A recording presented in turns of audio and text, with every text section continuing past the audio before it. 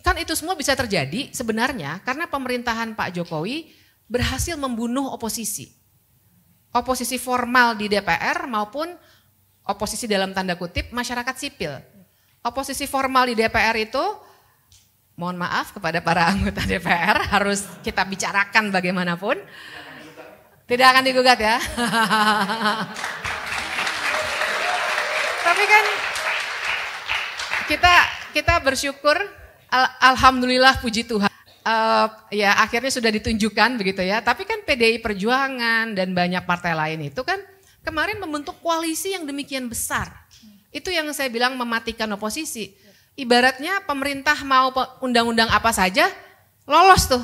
Kayak Orde Baru banget kan ya. Pertama-tama saya pengen bilang terima kasih dulu kepada Pak JK. Karena bilang yang 25% itu loh Pak. Kata teman-teman produser dan director Dirty Food, coba tanya sama Pak JK yang 75% lagi mau dibikin film Dirty Food 2 enggak? Katanya gitu.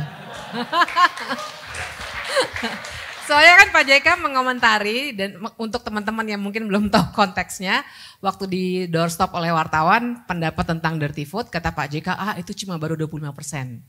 Nah jadi waktu kami roadshow, ada yang bilang, kata Pak JK kalian ini cuma bisa 25%. Saya bilang kalau mau yang 75%, kita minta aja Pak JK jadi produser filmnya gitu. Nah tapi dari situ Mbak Ana, saya kira nanti angkat di segmen-segmen berikutnya ya. Tapi izinkan saya berefleksi dulu sih, memang film, kalau pertanyaannya 14 Februari, sebenarnya kan Dirty Food justru mau mengatakan semua kerusakan yang sekarang ini sudah akhirnya kita sadari, sebenarnya terjadi jauh sebelum 14 Februari. Jadi kalau sekarang, saya kan lagi banyak dapat ini ya, serangan di media sosial. Ada yang bilang, Anda ini cuma bisa ngomong, coba jadi petugas KPPS dulu, katanya gitu loh Jim. Jadi, tapi kan dengan segala hormat kepada kawan-kawan KPPS, saya mau bilang kecurangan itu memang bukan di level upload, ya kan? Bukan di level salah masukin angka, kan sekarang kan banyak cerita seperti itu. Tapi sebenarnya kalau mau membaca apa yang terjadi selama pemilu ini, itu suatu hal yang sebenarnya dugaan kecurangannya terjadi jauh sebelum 14 Februari. Dan itu yang ingin kami gambarkan sebenarnya. Dan kenapa keluar Dirty Food? Jadi kan memang itu idenya Mas Dandi Laksono sebenarnya sebagai sutradara. Dan waktu itu, waktu kami dikontak, kami langsung setuju karena dalam pengalaman kami sebenarnya kan sudah lama nih. Semua hal yang diceritakan di Dirty Food itu sudah kami bicarakan dalam berbagai podcast, kemudian penunjukan penjabat kepala daerah. Itu saya sama teman-teman NGO 2 tahun yang lalu, udah lama banget jadi kami advokasikan. Sudah ke PT UN untuk menggugat pemerintah, mempertanyakan kenapa penunjukan tapi tidak ada PP-nya. Sesuai dengan putusan Mahkamah Konstitusi. Tapi gugatan kami dinyatakan tidak dapat diterima karena legal standingnya beberapa teman yang jadi penggugat waktu itu. Jadi memang yang digugat itu Pak Jokowi, Menteri Dalam Negeri gitu ya. Udah gagal. Terus jadi sering sekali sepanjang jalan tuh kami memberikan kritik. Tapi kan kita ini selama pemilu seperti digulung informasi ya. Kawan-kawan, saya lupa tadi, mohon diingatkan ya Mbak Ana, saya tadi mau nyalain timer terus kelupaan, takut kelamaan ngomongnya. Jadi kita ini kan selama masa pemilu seperti digulung informasi. Pada merasakan nggak sih? Jadi masih kita ribut soal putusan 90 yang mengizinkan Gibran menjadi cawapres. Belum selesai kita menyeka peluh kita udah harus membicarakan lagi soal debat capres yang pertama. Terus selesai debat capres, yang satu masih tantrum, ngomong di mana-mana marah-marah. Ada peristiwa lain lagi. Terus debat cawapres. Terus debat, jadi kita nggak ada waktu untuk berefleksi tentang apa sih yang terjadi selama dengan demokrasi kita. Kita dikasih dikasih kampanye dan setiap kami kritik di tiap bagiannya, gulungan informasi itu juga ikut menyerang kami. Jadi tak terhitung banyaknya bukan hanya saya, tapi saya sebutnya berkali-kali kami, banyak sekali kawan-kawan yang bergerak di bidang hukum tata negara maupun tentu saja para ahli ilmu politik yang ada di sini, yang kalau berhadapan dengan politikus yang kami kritik, itu langsung diserang gitu. Anda jangan asal menuduh, saya laporkan. Itu udah sering sekali saya terima. Jadi kita seperti diberikan politik ketakutan gitu. Salah dikit ngomong, diancam mau dilaporkan. Terus misalnya saya bilang dugaan kecurangan gini-gini, udah jangan ngomong aja, laporkan. Ya laporkan, tapi kita sendiri tahu respons dari Bawaslu ataupun KPU seperti apa. Bahkan kan seperti juga diceritakan, kami sampai ke Mahkamah Agung untuk PKPU keterwakilan perempuan kan. Mbak Valina, Mbak Dani, kan kita semua rame-rame gitu ya. Menang di Mahkamah Agung. Dijalankan enggak? Enggak. Kami ke Mahkamah Agung juga untuk menguji peraturan KPU untuk caleg mantan koruptor. Menang enggak? Menang. Ditindaklanjuti enggak? Enggak. Jadi seperti sia-sia terus gitu. Yang dikasih beban adalah kelompok-kelompok masyarakat sipil. Kalau kamu protes, bawa sana ke lembaga yang berwenang. Bawa sana ke sana, jangan ngomong melulu. Tapi kan demokrasi itu memang banyak ngomong. Demokrasi itu harus gaduh. Demokrasi yang semua orang diem, kemudian pura-pura bahwa nggak ada masalah nih, kamu jangan memecah belah persatuan bangsa. Jangan bikin gaduh nih, kamu kan pemilu ini baik-baik saja. Itu menurut saya bukan demokrasi yang substantif. Tapi kan itu yang dicekokkan kepada kita. Kita mesti tenang, diem, terima hasil, tidak ngomongin kecurangan karena dianggap akan mengganggu jalannya negara ini, merusak persatuan, menyulut konflik dan lain sebagainya. Akibatnya kita agak disuruh pura-pura bahwa nggak terjadi apapun. Dan itu buat saya mengerikan dalam sebuah situasi demokrasi. Nah jadi ya refleksi saya yang paling terutama kan kami Dirty Vote bikin roadshow juga. Sudah ke sekarang 13 kampus tuh, sudah ke di Jogja, udah ke USU juga, sudah di UI malah belum. Terus di UGM, di UII segala macam, di Padang, Bukit Tinggi segala macam. Nah, refleksi kami adalah antusiasme mahasiswa itu keren banget. Dan kami semangatnya luar biasa kalau menerima respons itu. Walaupun ada juga yang biasanya datang, saya jadi guru BP dadakan, karena curhat banyak juga mahasiswa yang takut. Karena aduh Mbak, nanti habis bulan Oktober situasi demokrasi kita gimana ya? Tambah parah nggak ya Mbak ya?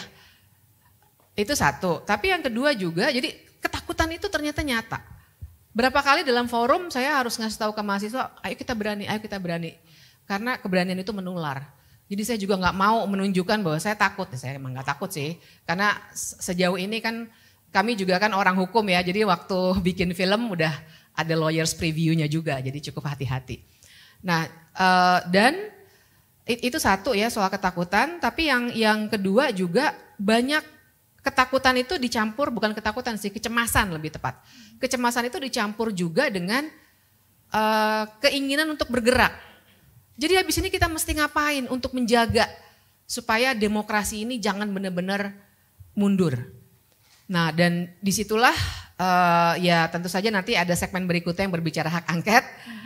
Tapi kami juga sudah berusaha untuk berdialog dengan beberapa partai politik untuk mendorong itu.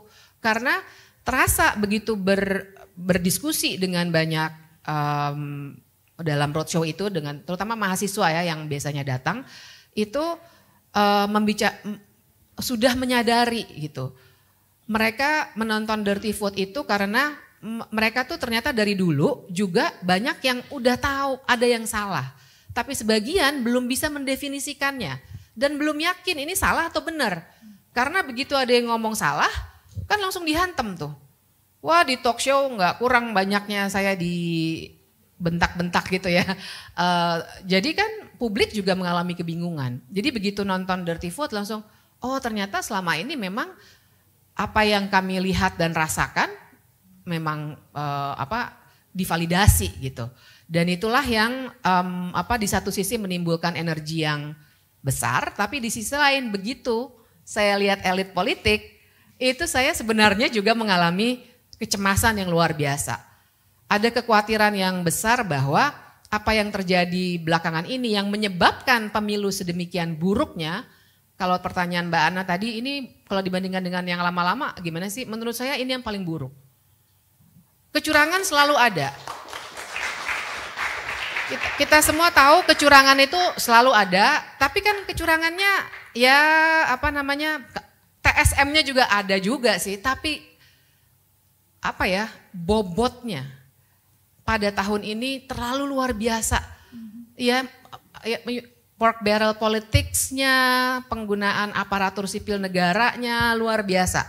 Nah, jadi kekhawatirannya adalah jangan sampai nanti, kan itu semua bisa terjadi sebenarnya karena pemerintahan Pak Jokowi berhasil membunuh oposisi.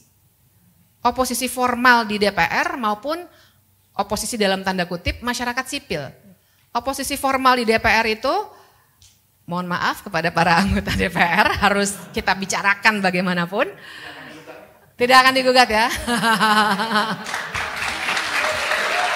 Tapi kan kita bersyukur, alhamdulillah puji Tuhan. Ya akhirnya sudah ditunjukkan begitu ya. Tapi kan PDI Perjuangan dan banyak partai lain itu kan kemarin membentuk koalisi yang demikian besar. Itu yang saya bilang mematikan oposisi. Ibaratnya pemerintah mau undang-undang apa saja lolos tuh. Kayak Orde Baru banget kan ya sebenarnya kan. Orde Baru kan kita ada lagunya segala kan. DPR itu benar-benar stempel gitu. Dan jadi oke, kita bunuh KPK, 2 minggu jadi undang-undangnya. Oke, kita bikin undang-undang Minerba, 6 hari jadi undang-undangnya. Kita mau pindah ibu kota ke IKN, 21 hari jadi undang-undangnya. Dan sejak 2017 tidak ada hak angket. 2017 itu terakhir hak angket terhadap KPK. Jadi kan fungsi pengawasan juga sebenarnya mati. Ada sih yang dipanggil-panggil ke komisi, tapi kan kalau kita bicara fungsi pengawasan DPR kan 2 level ya, ada yang daily, yang komisi dengan mitranya, tapi ada yang levelnya angket, interpelasi, menyatakan pendapat, dan itu yang nggak pernah terjadi. Nah ini jangan sampai kan kita teruskan, karena yang mematikan demokrasi itu. Di sisi lain oposisi yang dalam tanda kutip non formal dari masyarakat sipil juga dilemahkan, ditakut-takutin pakai undang-undang ITE, ditangkap dan lain sebagainya.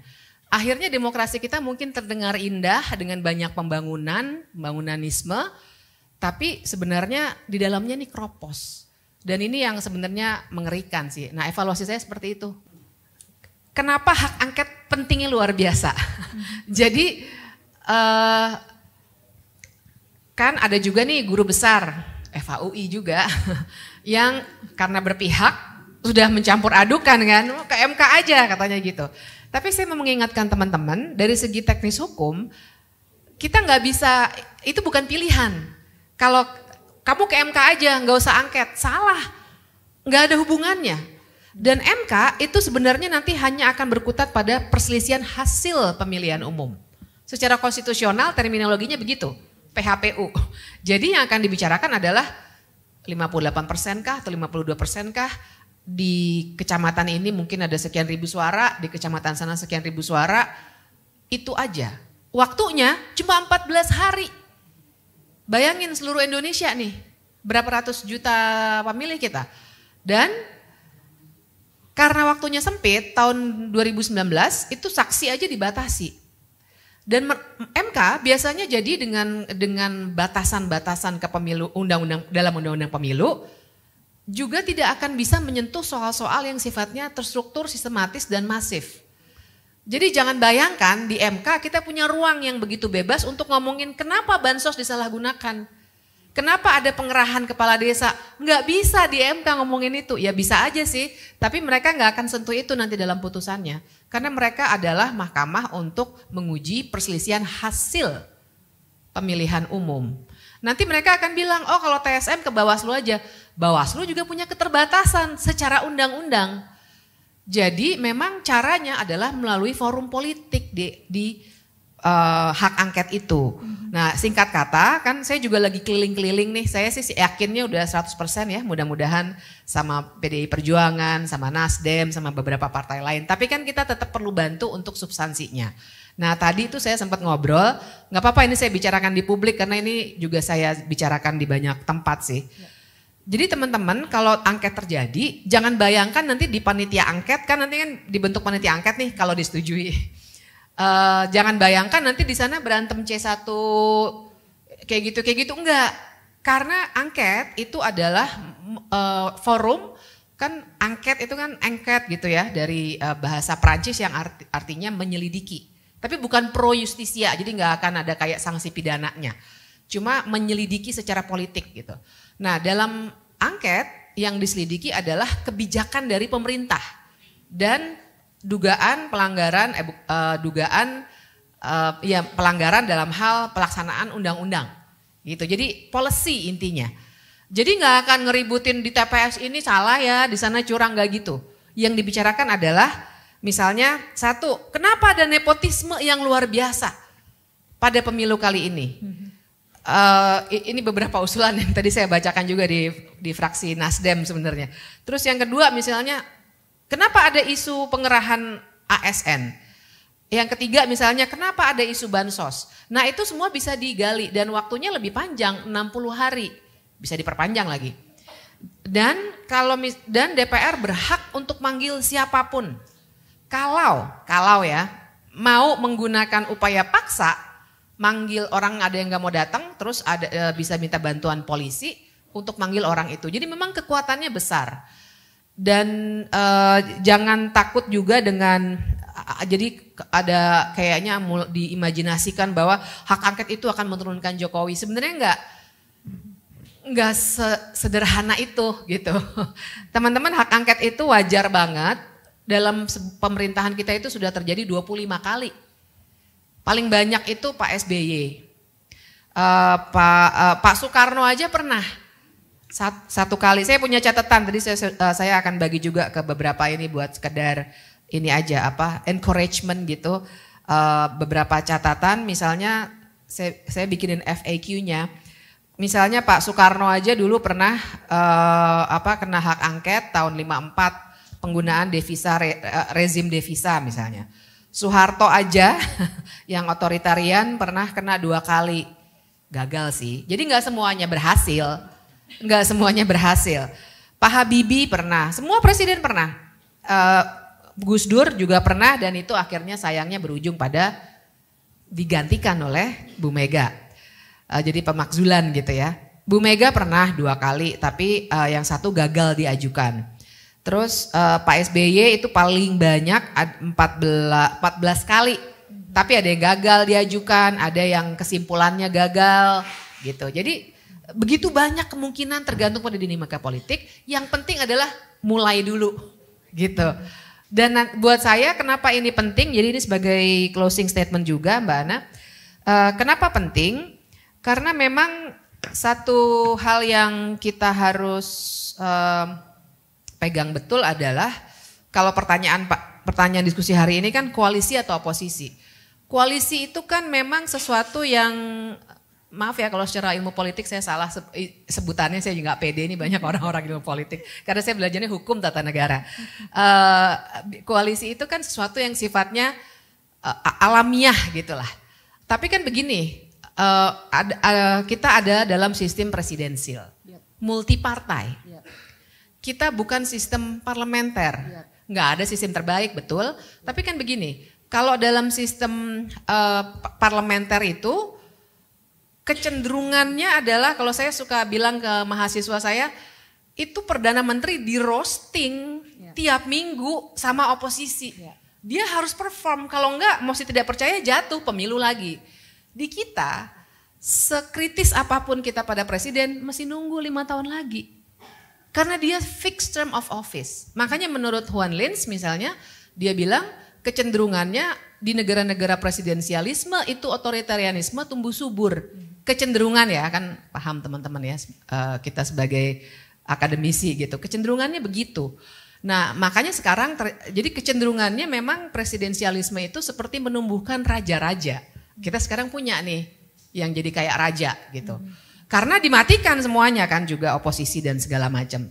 Nah jadi dengan situasi yang sudah banyak dikaji oleh kawan-kawan ahli ilmu politik soal presidensialisme multipartai, koalisi itu sesuatu yang wajar terjadi sekali lagi dan pasti akan terjadi nanti Oktober. Sekarang pasti udah mulai dengan ada yang memberikan insentif, ada yang memberikan tekanan hukum. Kita udah dengar semua juga cerita-ceritanya. Tapi ketika koalisinya terlalu besar, seperti yang terjadi pada masa pemerintahan Jokowi, dia mematikan demokrasi.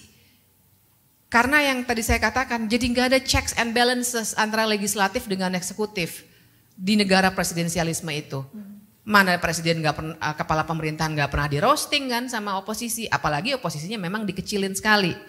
Nah, kalau pertanyaannya, oke, jadi solusinya apa nih? Nah, jadi saya mengutip seorang kawan saya yang juga alumni FISIP UI, Robertus Robert, seperti halnya kalau kita membuat tulisan kan kalau acuannya ke orang lain ya harus disebut, jadi saya nggak boleh mendaku, itu pikiran saya sendiri. Jadi dalam suatu podcastnya Tempo, waktu itu saya, Robert sama Rocky Gerung, pas 14 Februari itu podcastnya.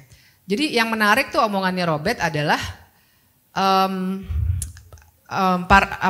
elit politik kita sebenarnya merusak politik dalam 3 level. Di level paling atas dia membawa oligarki. Di level tengah dia membentuk kartel politik yang luar biasa besar. Di level bawah dia menciptakan klientelisme. Di kita. Nah, jadi dengan itu kalau pertanyaannya oke, jadi kita mesti ngapain? Saya setuju dengan Mbak Irma soal partai politik, tapi kan pertanyaannya kenapa kok partai politik? Karena memang partai politik hanya melihat demokrasi sebagai cara untuk mencapai kekuasaan. That's it gitu. Tadi sudah dijelaskan, jadi saya nggak akan mengulang. Tapi saya mau bilang kalau pertanyaannya caranya gimana, pintu masuknya sebenarnya salah satunya hak angket. Jadi kalau tadi saya bilang nepotisme, outputnya nanti misalnya kalau tadi pertanyaannya bisa nggak sih batalin, dinamika politiknya pasti nggak semudah apa yang saya ungkapkan hari ini. Tapi kan alternatifnya nih kalau saya 1A misalnya ulang pemilu tanpa Gibran. Pasti susah banget sih, tapi kita sebutin call tinggi dulu dong. Terus yang kedua menganulir, mendiskualifikasi Gibran. Kalau urusannya nepotisme iya dong. Ini nepotisme ya, ini bukan saya nggak kenal, jadi saya nggak punya kebencian personal. Ini karena buat saya nepotisme itu benar-benar membusukkan demokrasi. Dan yang ketiga merekomendasikan aparat penegak hukum untuk melaksanakan pidana sesuai undang-undang penyelenggara negara yang bersih dan bebas KKN. Ya memang pejabat nggak boleh nepotisme. Kemudian yang agak ya nggak terlalu repot dinamika politiknya, perubahan undang-undang pemilu, termasuk tegas melarang nepotisme, menguatkan pengawasan politik uang, perubahan undang-undang partai politik, perubahan undang-undang MK supaya nggak ada lagi paman-paman lainnya nanti yang bisa dipengaruhi. Isu pengerahan ASN, perubahan undang-undang ASN, undang-undang administrasi pemerintahan, dan tadi saya baru kepikir juga pembentukan undang-undang lembaga kepresidenan untuk soal benturan kepentingan dalam pemilu dan mengatasi masa transisi. Terus kalau isu bansos, apa yang bisa diperbaiki ke depannya ya, kalau kita think forward gitu. Isu bansos kita bisa bicara undang-undang keuangan negara misalnya, dan lain sebagainya. Tapi jadi bayangkan teman-teman yang ingin saya katakan, kalau pertanyaannya bisa nggak sih membatalkan pemilu kalau misalnya ketemu data pemilih yang salah, silakan diajukan kepada para wakil kita. Kepentingannya ada angket buat saya bukan cuma untuk partai politik, buat kita nih orang biasa yang nggak punya kekuasaan, kita sebenarnya punya wakil nih yang selama ini dari tahun 2017 nggak melakukan fungsi pengawasannya. Kita minta dong. Jangan cuma di talk show dan di film kayak Dirty Vote, tapi buatkan forum resminya, tanya langsung, Pak Presiden benar nggak Anda melakukan gini dana bansos untuk pork barrel politics dan lain sebagainya. Wakil rakyat yang punya wewenang itu. Jadi itu manfaatnya sehingga kalau pertanyaan diskusi ini adalah koalisi atau oposisi, angket itu juga sekali lagi cara kita selain untuk mendapatkan hak kita sebagai warga untuk dapat penjelasan seterang-terangnya sebenarnya what's going on. Ya kan ini kan semua sebenarnya belum terlalu terang dalam arti formalitas. Tapi yang kedua untuk membangun kembali tradisi oposisi kita. Itu yang luar biasa penting. Supaya demokrasi kita nggak beneran mati gitu. Nah jadi dorongannya adalah kita bangun oposisi.